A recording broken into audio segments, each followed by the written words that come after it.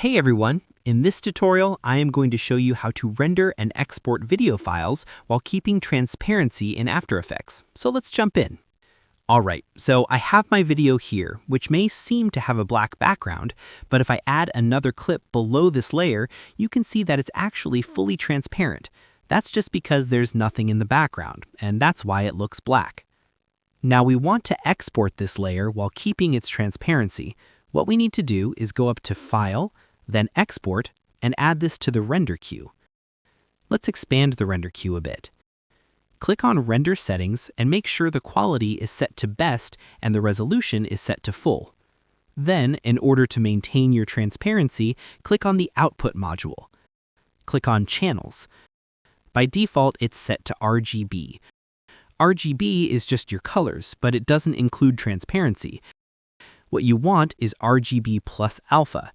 If you're able to select it right away, go for it. If it's unavailable, click on Format and set it to QuickTime. Now click Format Options, then Video Codec.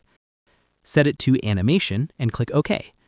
Now go back to Channels and RGB plus alpha will be available. Select that and click OK. Now select your export destination and render this thing out. Now I will delete the current clip from the timeline and the media pool. Let's import the newly rendered video. Let's bring this to the timeline.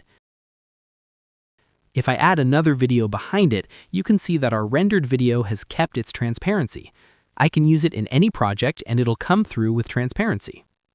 If this tutorial helped you out, make sure to like and subscribe for more helpful guides. And if you found real value in it, a super thanks would be greatly appreciated. Feel free to reach out if you encounter any issues during the process. If this video helps you out, please leave a like and subscribe. Comment below if you have any questions. If you need further assistance, consider hiring a professional using the link in this video below.